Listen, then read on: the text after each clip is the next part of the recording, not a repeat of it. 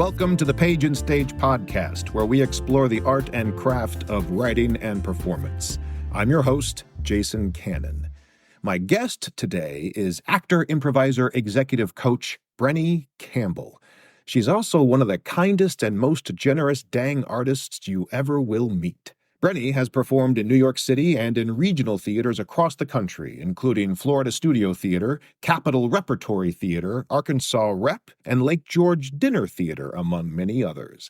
Brenny has 2 feature films coming out this year, Kid Happy and the supremely silly Dead Man's Party. You may have also seen Brenny on your television screen when she played a disappointed bigot in The Other Two on Max, or when she was handcuffed in the back of a meat wagon with all the other supervillains in Gotham on Fox. Brenny likes to say that she tried hard not to become an actor, teacher, or coach for many years, until one day, while lying in bed recovering from mono, she asked herself, "Brenny, what will you regret not doing?" A year later, she had her Actors Equity card, and she hasn't regretted a moment since. Hopefully, she doesn't regret doing this podcast either. Here we go with my conversation with Brenny Campbell. Oh, I'm so just lucky and thrilled and happy to be sitting here with Brenny Campbell. Although when I was working with you, Brenny, I was Brenny Rabine. That's right. Rabine, that's right, Brenny. And that was, my goodness, was that 5 or 6 years ago? Yeah, that is forever ago. And you loom so powerfully in my imagination and in my heart. No kidding, that I can't believe it's been that long. Theater time, right? For theater people, time just, because you're just going show to show, like time sort of loses meaning sometimes. I think that's true. I'm not sure how to feel about looming large in someone's imagination. You do, though, Jason, and I'll tell you why. You, on the very first day of our rehearsals together, and that, of course, was Hand to God, Florida Studio Theater, and you said something that no other director had ever been able to make true on the very first day. Okay. You invited us all to have comments and make suggestions every day, anytime, even on scenes we were not in. And like, do you remember saying that? Do you remember? It sounds like you. Do you remember this? Well, I learned to say that pretty much in every first rehearsal many years ago when I was just cutting my teeth as a director. I stole that from a mentor of mine and have never regretted it. Well, what made my heart skip a beat was, you know, the practice so many actors have of not giving comments that might be construed as notes to other actors. It's like sort of a verboten thing, you know, but here you were opening up the doors to huge engagement. Like you created the conditions for us to be completely leaned into every moment, because you invited us to feel a sense of responsibility for what we were all creating together. Well, that's exactly the point. Yeah, responsibility is a great word, that you have to have each other's backs. Yeah, and I don't think that prior to working with you, I would have described my work as leaned out or not, with, you know, or that I didn't have a sense of responsibility. But you just made everything feel more immediate and important, and just opened the way to so much more possibility. Great. You know, all right. So, but one thing, Jason, it's one thing to say that. Right. And then on a day-to-day to live it, to make it real. To hold the space, create the room, to walk the talk, basically. 100%. And you would start every rehearsal with, well, what were you thinking about last night? Like, what came up for you? Which, of course, presupposes that we were thinking about it last night. You were doing your actor homework. Right. You know, which we all were. And it was so informative to walk into other people's processes. Like we worked with Harrison Bryan, who remains one of the hardest working people I've ever met in any walk of my life. And he was, as you probably remember, he was recording our rehearsals.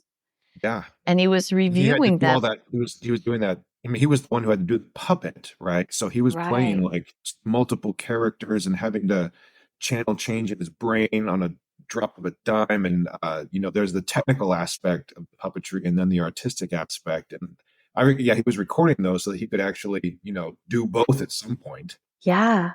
And then, and anytime we took a break, he was pushing aside the curtain which covered the mirror and was trying out moments, looking at where was Tyrone's eye line, and when did Jason and Tyrone check in with one another? When was Tyrone looking at Jason and Jason trying not to look at? I mean, like Yeah, the and the just to clarify that Jason is the character. It wasn't that yeah. Harrison was pointing the puppet at me. Right. That's right. That's right. I'm presuming just everybody else knows who I'm talking Yeah, about. Jason was the character who was learning to work with a puppet, and the right. puppet came to very evil life, or Yeah. very beneficial life, depending on how you kind of looked at it. But Yeah, so talk, yeah. Brenny, I would love to. I can know how it feels as a director on the inside when I say to a cast on day one, hey, best idea wins. Everyone is going to see a scene differently from different points of view and different discoveries at different times, and everyone's input is welcome. We'll drill down the closer we get to opening, but please throw everything into the pot and let's see what the chili comes out like. It's one thing to, like you said, it's one thing to say it. And then I know that for myself, because this podcast is devoted to, the art of storytelling and process, what it takes kind of energetically on that day-to-day basis to hold that space for all of you, and to, even on days when maybe it's not clicking, to resist the temptation to step in and like push you where I want you or anything like that. But that's me on the inside. I'm curious from your point of view, what, and this is not the Jason is Awesome show. This is I'm genuinely curious Jason because is awesome, though. I may Jason have been is doing awesome. things that I wasn't Your even aware listeners are in good hands. Or they should be listening to you. of. For any aspiring other directors out there, what were the things I was actually doing that made you feel safe and secure and able to play and able to comment on a scene that maybe you weren't in? You were listening. You were always listening. And oh my God, people can give lip service to listening, but it's really hard. There's a church in our community that has a really wonderful sort of outside billboard, and they change the message frequently. And Okay. one was, to really listen is the willingness to be pierced by what you hear, Oh, wow. right?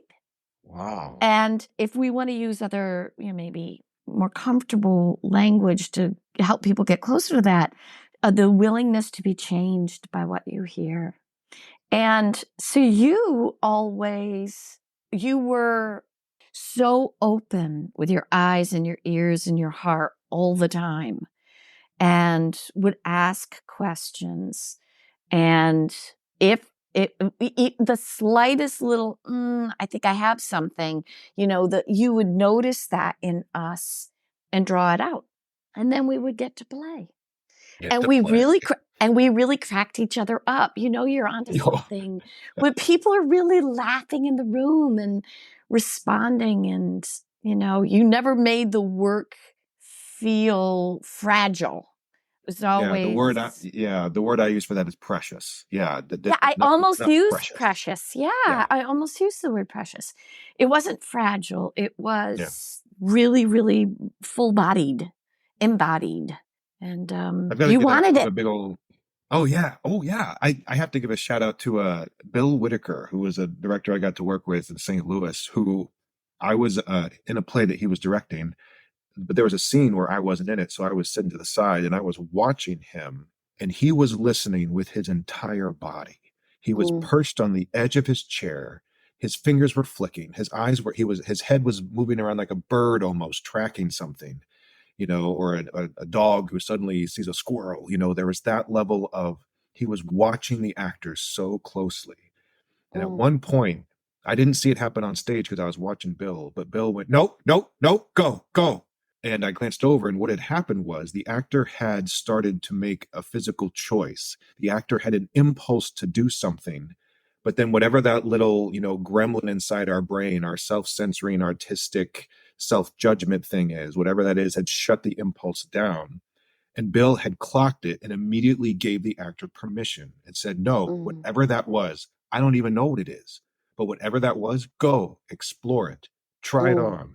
And to see him listen with that much energy and focus and then generosity, right? His direction wasn't about do what I say. His direction was whenever you have an impulse that you self censor, I'm going to take that censor and stomp it so you can burst through whatever that thing is and see what's there. And it was like a visceral thing for me to see him viscerally react to whatever this, it could have been, an eyebrow or a flinch of a leg or something in this actor that he clocked and then gave permission. And I just never forgot that. I'm just so moved by the description of connection, his connection through that space with the actor so that he was able to clock something small. And I'm also kind of charmed by the word no. He's like, no, no, no. And it was no to the censor. It was no to that. It So was no to that the no, right? it was no to the no. It was no to the no. And I remember reading about Suzuki and that acting message, method. And one of the phrases company members apparently used with one another when they were trying to do something very difficult is they will invite each other, stop not doing the exercise. Oh, how cool is that? Yeah. Stop not doing the exercise. Stop, drop, and Because roll, stop, and not, and go. Yeah. because the not is something someone is actively doing. And sometimes we forget that when we can see something and it's tantalizing and we want to go for it, we think in that directional. That's what action is, but the opposite is also possible. Right. Whatever Yeah. you are doing to not do the action is effortful. So Yes. stop doing Yes. that thing that is effortful. Stop wasting that energy on a negative. Yeah. Yeah. So it's funny, I know you and I are both improvisers who have, embraced yes and truly, truly. And so many people misunderstand it, to my mind. They misunderstand They what do. the Yep. yes means. Yeah. It means I can't say I, no. I'm like, that's not what it means. yeah. Speaking of improvising too, and especially in terms of this Hand to God and production and all of you playing together, the puppet to me was also really intriguing in the room because Mm. puppets can say things and get away with things that humans can't. And I'm curious, I was experiencing it from my side, but in the scene with Harrison and Tyrone, this puppet who grows Mm. progressively more demonic, what was it like for you to act opposite Harrison, basically playing multiple people and this puppet getting super aggressive and saying the most outlandish and terrifying things? Like, what did it feel for you? And did you have to adjust your process at all to act opposite a demonic piece of felt? No, it's funny. Even in my memory, Jason, I think of those scenes as being with two other actors. Oh, wow. I don't look back or didn't experience them as doing a scene with a character and his puppet. Tyrone was pretty present for all of us Yeah. from my experience. He was himself funny and engaging, and he had charisma, and he had, he had power, and because he was so powerful, he was super dangerous, and Yes. that's Oh, just yes. wonderful. That's wonderful to play with, especially my character Marjorie is on a grief journey. She is encountering her own rage and lust and shame. Hmm.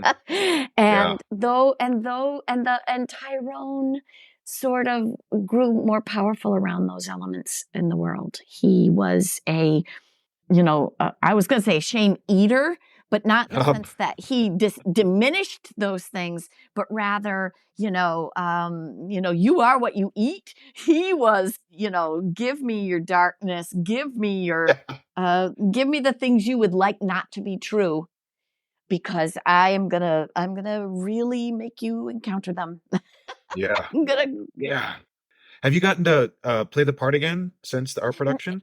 No, I just, in fact, was called back for someone else's production, and that was on Friday. I Okay. came in Well, and I had to do it. I do a couple of scenes from it, and that it was just. I'm going to tell you, Jason, our production was so important to me. mm. Literally on closing night, I had this terrible voice in my head that said, "Well, you're done." Oh no. Oh Yeah, no. I did. I did. Well, I don't know that I really worried. Did I lose all my drive to be an actor anymore, because that had been so satisfying? I'm not kidding you. I worried about this. I really worried about myself.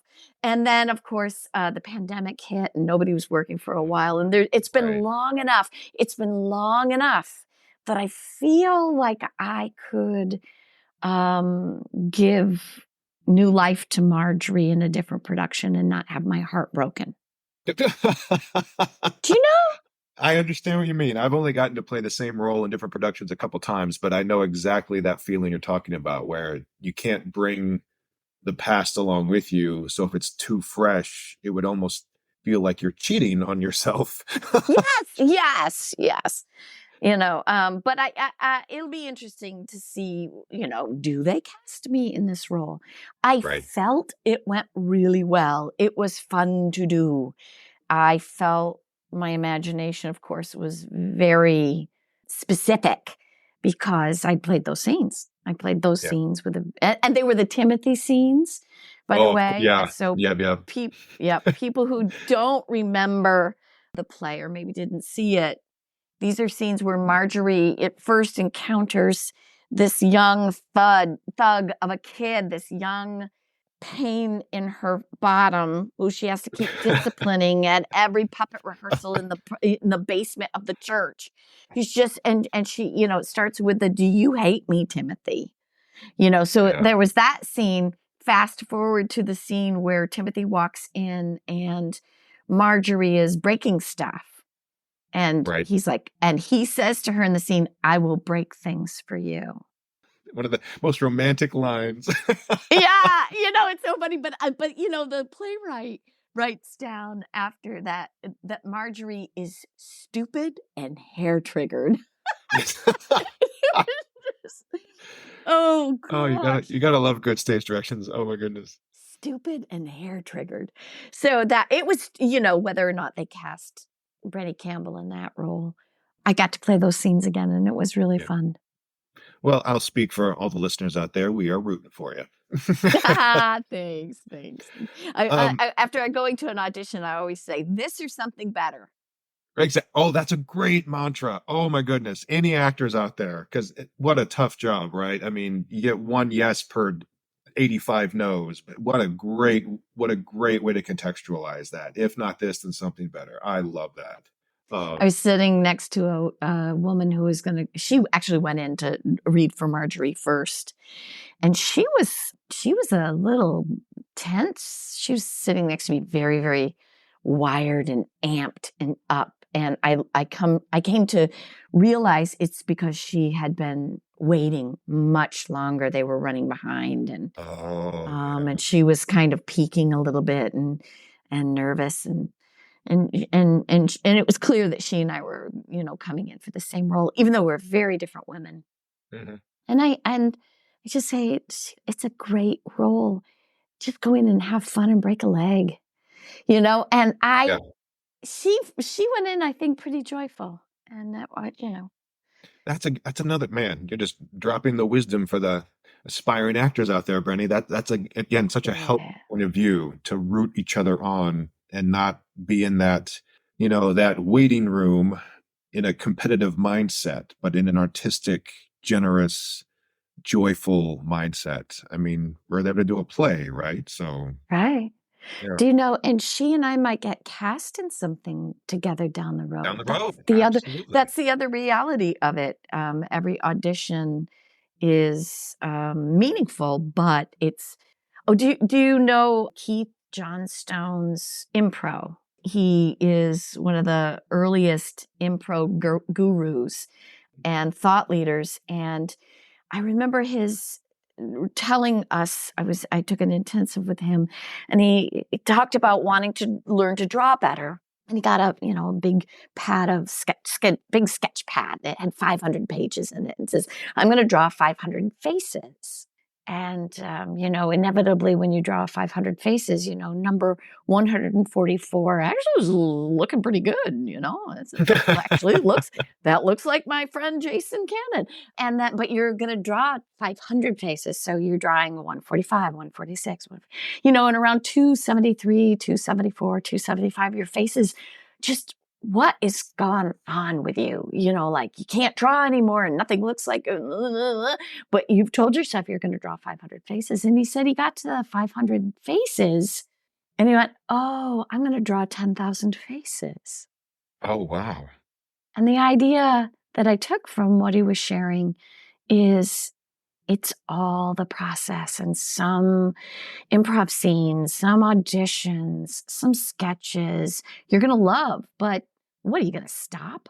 Mm-hmm. No, you're going to keep going, and some are Mm-hmm. going to be terrible. What are you going to do? Stop? No, you're going to, so just like no headshot's going to make or break your career, no audition Right. is going to make or break your career.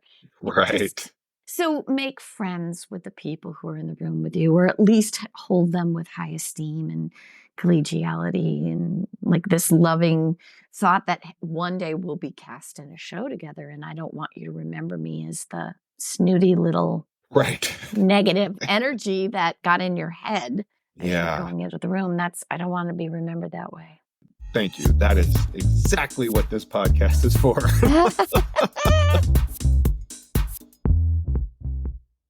Hey, this is Jason, and we'll get right back to the show, but I wanted to let you know that Page and Stage is way more than this podcast. If you go check out pageandstage.art, that's pageandstage.art, you'll find a weekly subscription newsletter full of tips, tricks, encouragement, and inspiration for storytellers of all stripes. You'll also find the online bookshop for Ibis Books, which is the publishing wing of Page and Stage. And if you're working on your play, novel, memoir, or speech, you could even set up some one-on-one story coaching with me. Again, that's pageandstage.art. And now back to my conversation with Brenny Campbell.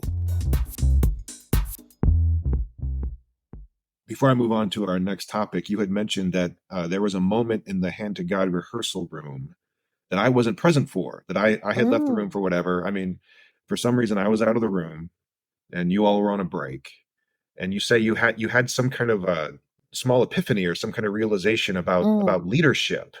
I did. We were already in the space, but the set was not built. So it may have been a walkthrough kind of thing, but other cast members, the other 4 of them, were having a blast. They were teasing each other and they were making lots of jokes, and they were, just sort of playing around. And I felt outside of it. I felt a little jealous. I felt a little bit like, well, they're having fun and I'm sitting here, I'm not having fun. That was my realization. And then the other realization was like some kind voice in my head said, well, Brenny, what do you want to be true? And I said to myself, this kind part of myself, well, I want to play.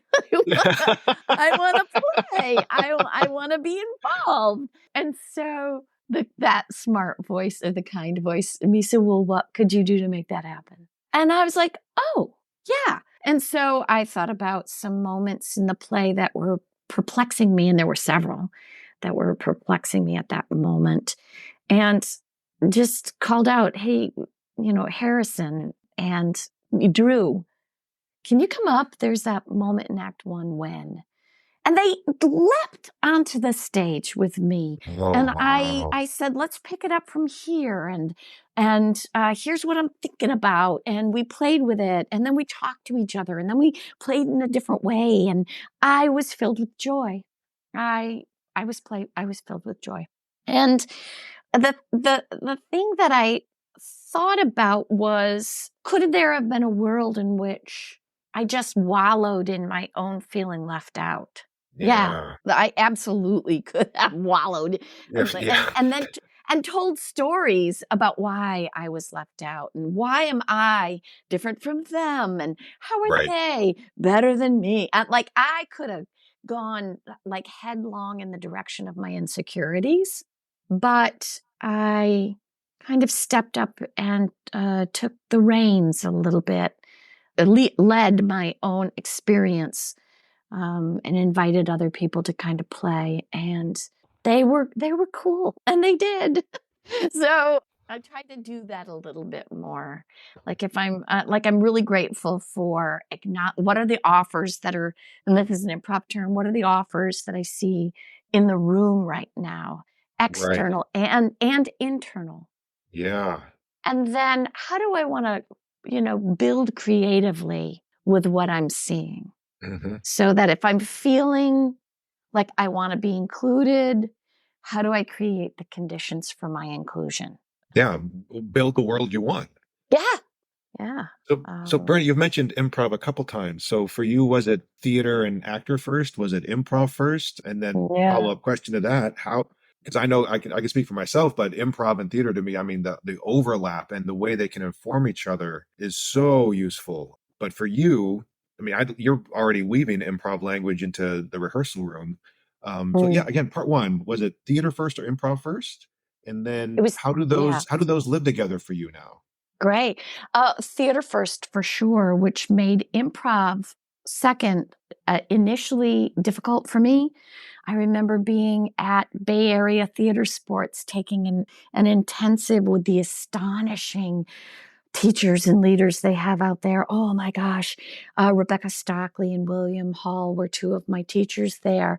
And I was having a hard time turning off my theater trained brain Hmm. at first, because in theater training, we're often told to think in terms of objectives and obstacles, Yeah. and that just is going to get in your way when you're learning to be an improviser. You look more at offers, what's true, and to build collaboratively with this other person, so that in the course of a scene, the story, you might trip on an obstacle that you are trying to overcome, but that is more a byproduct of the reality you are creating together. And I remember one day I was so jet lagged and I was really trying so hard, and trying is the enemy of good improv. Oh yeah. Tim, Oh it's yeah. just like, oh no, I was just trying so hard. And William, the kindest man, and he and I have worked together several times over the intervening years.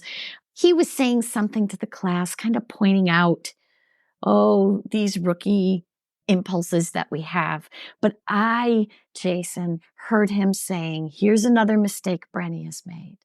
Oh no. And I felt a sob starting to come in the back of my throat. And I'm like, I am not going to cry on this stage. I'm not going to cry. And so, but the more you try not to cry, the more, of course. And so now the back of my tongue aches with the sob that I am suppressing. And I was managed to swallow and say, I'm just going to step out of the room for a minute. And I got out of the room, not knowing that it was like this big echoing room, and the sob broke from me. Oh, It was just this, and of course, everyone in the theater heard it. And the teacher, William, came out. And I'm like just weeping and weeping and weeping. And he is ashen faced oh, because he was so upset that he had said something to hurt me. And I just, I'm like, no, it was you. And the whole thing. So I was glad to have had that sort of breakdown because it allowed a breakthrough. Oh, And he was able to really speak to my heart about improv, and how it is very different from theater in so many ways. And, the idea of failing good naturedly was a lesson that changed my life, but really came to a head in that room. And so now, as and then I was part of an improv company for many years. That was the only way I was performing because my son was young and I didn't want to travel. And then Nolan, my son got older and I could travel and go out of town for a while, 8-week contract there or, whatever there. And so then I turned back to, theater. And then I felt so alive, more open to nuance and possibility, more ability. I had a greater ability, I think, to see subtext. yeah. I had a greater freedom to not always be a good person, or to judge my character or have to put a, Yes. smile. I'm just like, I was much more willing to show ugly side of people more freely because of my improv work. Did that answer That's your question? yeah. You answered all the questions. um, but yeah, that idea of not judging your character is so vital, and I think I've experienced this myself. And tell me if this is kind of similar to where you were sort of circling. But I started in theater too, then got the improv bug, and went deep dove there, and then did both for a long time side by side. But I found that using improv tools in rehearsal for scripted material was a game changer, rather than being in rehearsal with purely analytical brain. What's the structure? What is the subtext? What, like you said, what is my objective? What is my objective? What's my motivation? As opposed to just saying, what's here? What is the offer? What's in the room?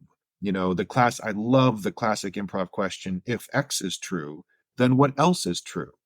Because then you Mm. can just build anything. Even in a scripted piece of theater, the playwright hasn't given you everything. They're an architect. They've given you the walls, but you get to put the paintings up, you get to put the sofa where you want it. And that freedom of bringing improv points of view into scripted rehearsal, for me, just, and that's one of the reasons why I think, to bring it full circle to your first point, that I'm more than happy to tell a cast on day one, hey, play, bring it, best Mm. idea wins, let's see what's there. That's Yeah. something you experience too, bringing improv muscles into scripted rehearsal? 100%. And I learned something from Harrison Bryan during our Hand to God experience together. I think he was quoting an acting teacher of his, said, when you look at a script, there's so much more white than black. And he was talking about the letters and the words and the lines of dialogue as the black, but all that other white space is for us to fill with our Yeah, imagination and with our yeah, behavior. And when, a lot of us who came from theater, and I'm not sure your training, how you were trained as an actor, Jason, but certainly the phrase given circumstances yep, was yep. a phrase that I was trained to consider. Hmm. But isn't that another way of saying what are the offers? Yeah, what's And the world of the play? And in improv, you get yeah. to discover the given circumstances or build them in real time, as opposed to having them handed to you. Yes. And so to do now, after being an improviser for so many years, coming back to scripted work, it's like, oh my gosh, the script feels like a trampoline now. Oh, oh, There's just so many more things to get height with, to bounce off. I don't have to think about or co-create moment to moment all of the given circumstances. We're given this great, it's largesse, and then we can keep finding it together. And then it's become what are the other questions? I mean, truly, that is a question I'm asking right now, Jason. What, yeah.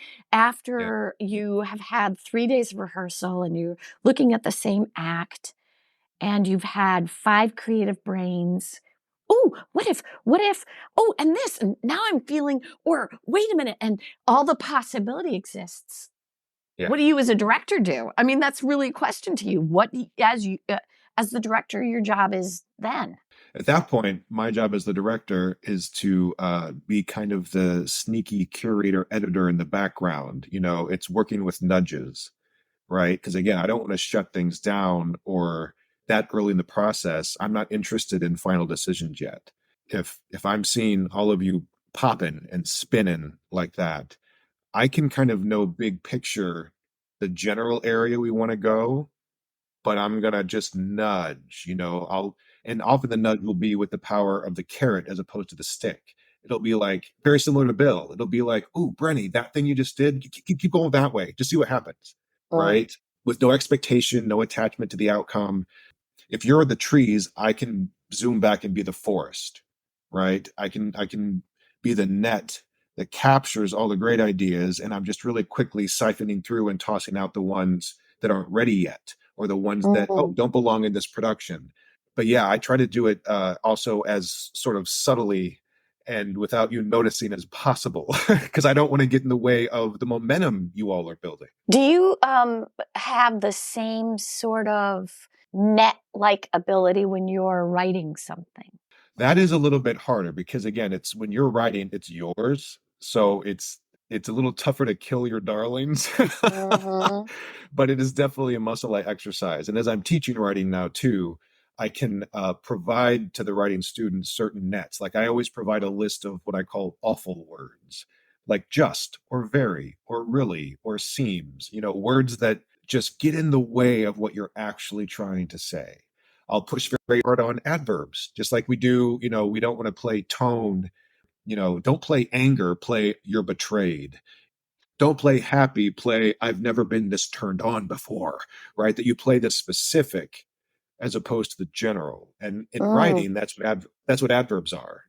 How many times, and with playwrights, I tell them all the time, don't put adverbs into your stage directions. You're killing your actor's instincts if you put an adverb there because you're trying to direct from the bench. Just any ly verb. What I tell my writers is the road to hell is paved with adverbs. Mm. Mm. um, if you are putting an adverb into your writing, 99% of the time it means you haven't found the best verb yet. That's all Mm. it means.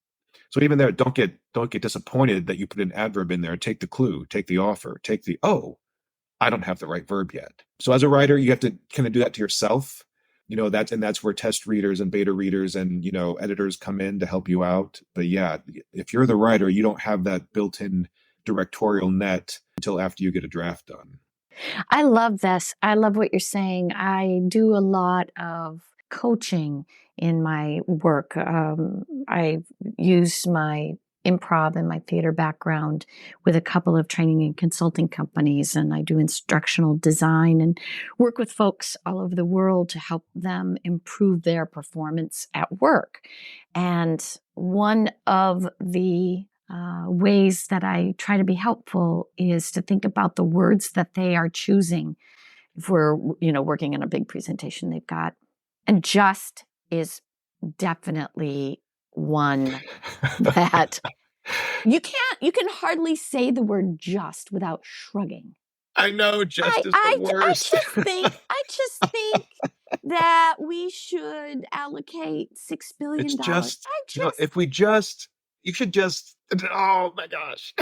right, but and to really feel viscerally feel the difference between I think Yeah. it's not pulling a punch. Yeah. Don't pull your It's punch. Don't don't pull your apologize in punch. advance. Yeah. Yeah, I wanted to ask you about this because you even said back talking about that moment in the rehearsal room that you led your own experience. And I know you Mm. just started to mention this too. I think it's a group called Performance of a Lifetime Mm. Mm-hmm. leadership training. And on their website, Mm-hmm. they even have leader as storyteller. And I was like, Mm-hmm. well, holy crap. I mean, that's going to fit perfectly right into this podcast. So, Yeah. with Performance of a Lifetime, what is it you do? Who do you work with? How do you work with them? How do you bring your storytelling expertise into this business or corporate or leadership realm? Those are big questions, Jason. So let's start with the who. Let's start with the who. Our clients are global companies that find us through various ways. We work with people. I've worked with the very good folks at Pfizer. Just to shout out to Pfizer because I'm so excited about their vaccine. But also, I worked with dozens and dozens of people, and to a one, their goal every single day is to change the lives of patients for the better. Everyone, wow. they don't give lip service to that idea. One leader I worked with keeps a red chair present at any meeting. The red chair is the chair in which the patient sits, that the patient is Wow. listening. Truly, truly amazing humans. So I know big pharma as a whole can take a rap, and for good reason. But I work with the people, and the good folks at PwC and the good folks at American Express, and the list goes on. And after, there's a discovery process that happens, a lot of conversations about the change that the leader who has brought us in hopes to see at work. And then we propose to that leader some work that we'd be happy to do. Sometimes that includes storytelling work. Okay. Especially with regard to influencing. So let's say a leader is growing her abilities. She is poised to step into a VP level job. It's going to make her need to influence across many different functions. And so she wants to deepen her toolkit. Well, one very effective way, as we know, is to be able to, one, tell a better story, two, listen to the emerging story in real time about what is happening, especially in times of excitement. There's an opportunity that they're trying to grab onto, or maybe there's some conflict they're trying to manage, or, whatever the situation is, to better hear how the story is emerging so that they can point that out, craft it, lead everyone to tell a different story together, and so sometimes that looks like coaching, small coaching groups where a leader shares what he's working on, change he's trying to affect, who the people are that he's working with, what they care about, what he's working on in his own performance. And then we create a room, just like a rehearsal room, my friend, where Okay. they then are able to rehearse that thing, hear some feedback, get some coaching, try it again. Never for perfection, but for what else is possible. How can you Yeah. get closer to this other person and their frame of mind, and knowing what will help them to change their own hearts and minds or behavior or some combination of that together. Yeah. You can know the information, you can know the data, you can know the benefits, but if you can't create a narrative, if you can't tell it at the story, basically, Mm-hmm. who's going to listen? Who's going to be convinced?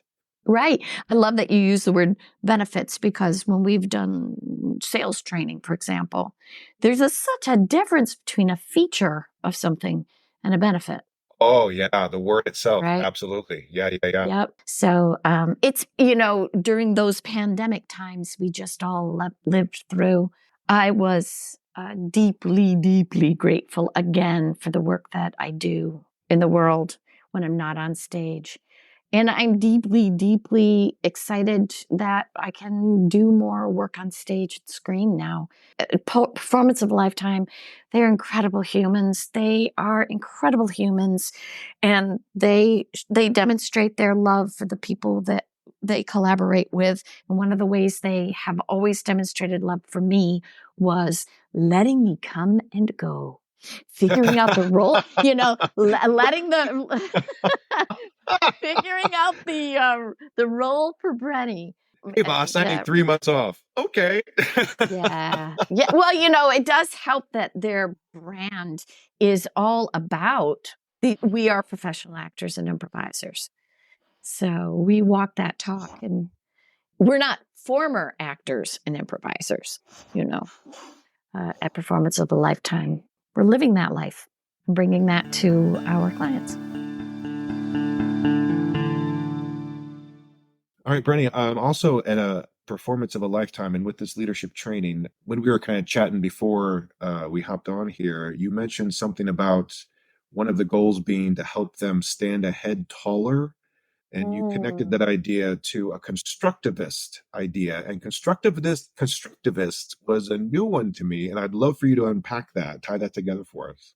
When I was improvising, one of my first improv teachers was Kat Coppett.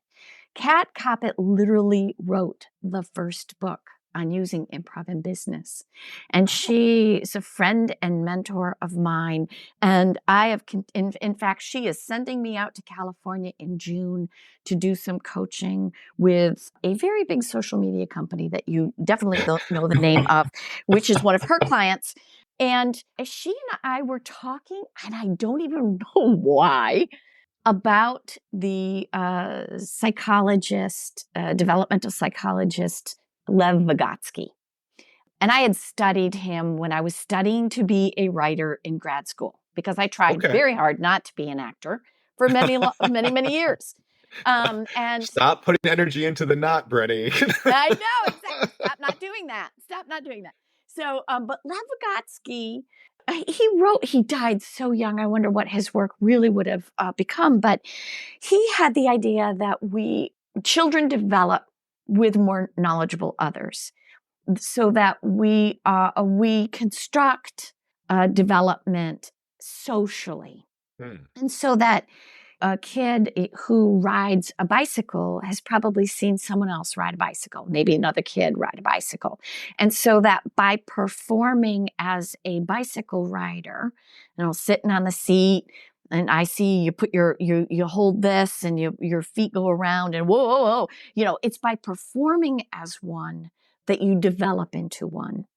And so the idea was, Lev Vygotsky used this phrase, the zone of proximal development, so that you are performing in new ways because other people around you are ahead of you in some way, and you're performing like them.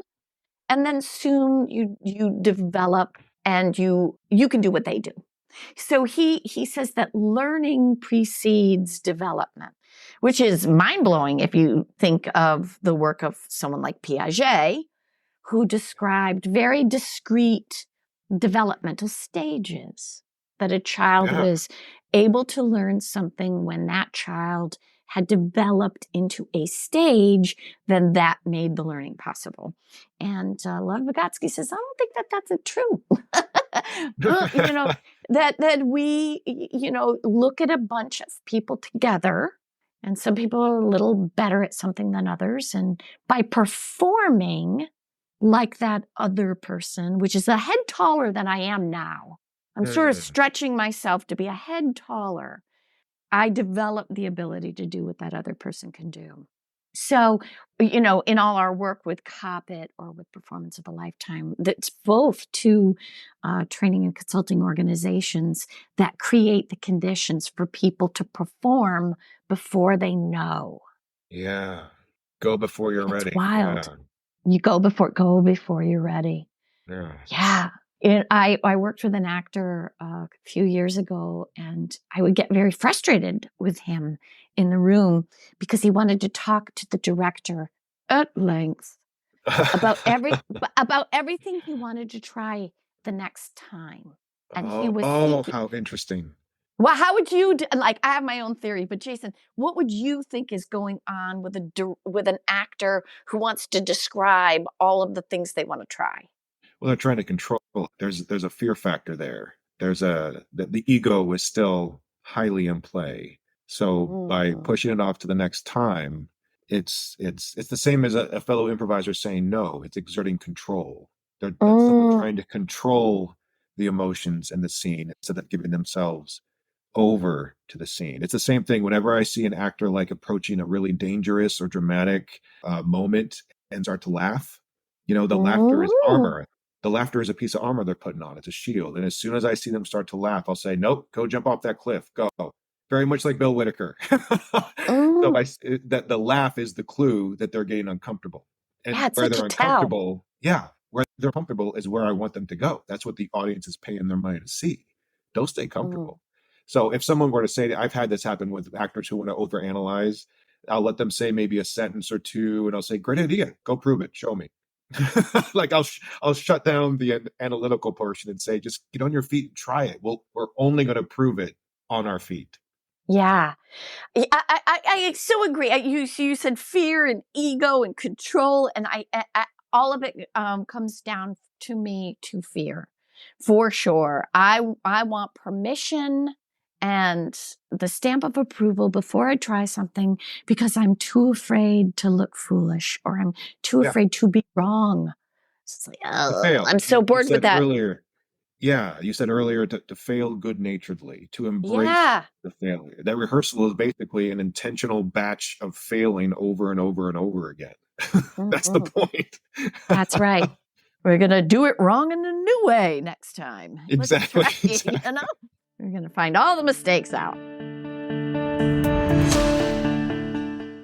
Brenny, I always like to wrap these up with three particular questions. And the first one is, what is the best advice you ever took? Oh, first of all, I love to take advice. I really do. Um, I do. So I take a lot of advice. And I think the best advice that somebody ever gave me was that I could be an actor and do it for a living. There was Oh, a man who'd come to see a non-pro show that I'd done, and he said to me, and he, by the way, had 5 Emmys, this man. And he just looked at me knowingly, and he said, "You could do this for a living." And he didn't say, "You could be a star," or, "You could be professional," or, and he didn't say it with a lot of gushing. He was like really leaned out, kind of head turned, eyes squinting, sizing me up. And I took that as advice. I did. yeah. So, That's, yeah. And yeah. I also just took a lot of advice. I planned my entire trip to Scotland this September by following all of the advice by a Facebook friend, a man I have never met. He and his wife were just in Scotland. I am basically walking in his footsteps. Thank you. He's like, "You should stay at this bed and breakfast. Thank you. Book. You should visit this thing. Great." I'm just like, all right. Well, have I an call it awesome trip. the Michael Stewart Allen tour is basically what we're doing. Thank you, Michael. You'll need to like, he needs to publish that, turn it into a pamphlet. That's exactly right. That's exactly right. Great. Just to tag on to what you said, I love hearing this very thoughtful, grounded, you could do this as a living, right? Because that's usually the opposite of what you hear. Like even my theater professor was like, if you can do anything else and be happy, go do that. That's the Yeah. typical kind of, actor advice is, oh, don't do it. If you can do anything else and be happy, go do it. Which I understand on one side, but on the other, the truth of what this man was saying, I think, is what probably landed with you. That it, like you said, it wasn't gushing. It wasn't blowing smoke. It was like It was not practical. just yeah, not just you can act, but you can live the lifestyle that acting demands. Right. And I also feel it's a very unfair thing to put on young actors to say, if you can do anything else and be happy, you should Yeah. do that thing. It's just like they don't know. There, Yeah, exactly. the other advice is be careful of what you're good at because people will ask you to do it. I am a kick-ass waitress. I am telling you, this is how I paid for college. I was amazing at it. Well, that was not going to bring me joy. Right. The next question is what's the worst advice you've ever given? Okay, I'm ashamed of this one, Jason. Okay. So this is a really great way to clear my conscience. Okay. Confession's good for the soul. It right? is. It's a confession. It's true. Young people now are very wise. They're wise about so many ways, and if we listen to them, we can keep evolving as a species, in my opinion. And many, many years ago, like 20 years ago, there were some young people who I was teaching and leading and directing. And I let my opinion be known that actors' bodies should be strong and fit. And, Mm. and I talked about the time I was cast in a farce, and I had to run up and down the stairs, either on stage or backstage, 27 times, Mm. and in heels. And I Oh, said, yeah, there's of no, course. and there's no getting in shape for that. You got to be in shape at rehearsal one to really make the timing work and to discover the show and da, da, da, da. And I also didn't, because I had not seen big bodied people doing professional work very Mm. often, I Yeah. felt worried for my students whose bodies were bigger. And I don't think I could be blamed for outright fat shaming ever. I do know that my own thinking came into my comments. And I so regret that. I Yeah. so deeply regret that, because it's just it's just demonstrably untrue. Right. And thank God for the world now that we embrace more diversity in so many directions. Yeah. But that is one. So Well, any I hope. any words or phrases I might have used to advise people that turned into their own shame, I Right. just I still, I could weep. I could weep. Again, I will speak for all the listeners. We absolve you. Thank you, God. So, last question here. This is just kind of a little spotlight for you. What do you have going on? Where can people find you or see your work or follow you on the socials? Like if someone wants to learn Oh, more about you or Performance of a Lifetime or anything else you have coming up, this is your chance to just let us know where to get you. oh, yay. Well, if you had anybody who did think, oh my gosh, my boss needs this kind of training and consulting, you can find Brenny Campbell on LinkedIn. Like, that part of my life is on LinkedIn. I am on Instagram, but I almost never do Instagram. And Okay. I'm so old, I'm still Facebook. So that's where I do this. And I have to, I am, it's so sad. I sat next to a young man on the train coming back from an audition in New York just 2 days ago, and he was so charming. I was he's a fellow from Bangladesh making his way in the States for a few months. So he and I have already connected on Facebook. It's a very good way to stay in touch with me. And I don't do the other one. I don't Oh, do. yes. I got you. It's all good. And Jason, when we took a short pause while your dogs were protecting your mansion, Yes. and I got a call back. So, hey. Oh, awesome. For hand to I, God. Fantastic. yeah, So we yeah. will all Oh, no, no, be. no. This is for Clue. This is Oh, for for one of the Clue. productions for Okay. Clue. Yeah, but I do have a couple of feature films that I'm looking forward to seeing in the next year. One is called Kid Happy, a coming of age story of a young man whose white mother from Wisconsin fell in love and married her guru in India, had two sons by him, fled to the States, and he is growing up biracial in a world in which he cannot see anyone like him. It's a Oh, fantastic story. He goes back to find his lost father. It's fabulous, fabulous story. And then the other is a very, very goofy Dead Man's Party, which I play a party girl. You see her coming and you're like, no.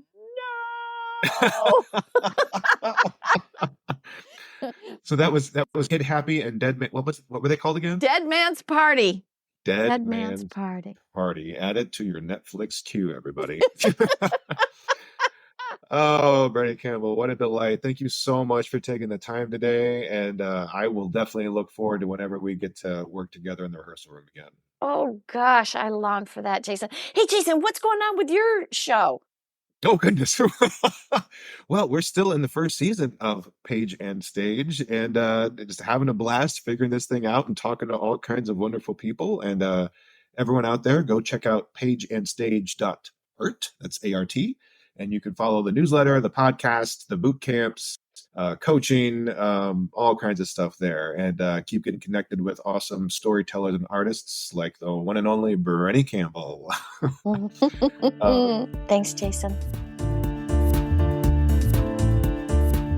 You've been listening to the Page and Stage podcast. Send me your thoughts and questions at jason@pageandstage.art. I always love to hear from you, and I'll be featuring your questions on future episodes.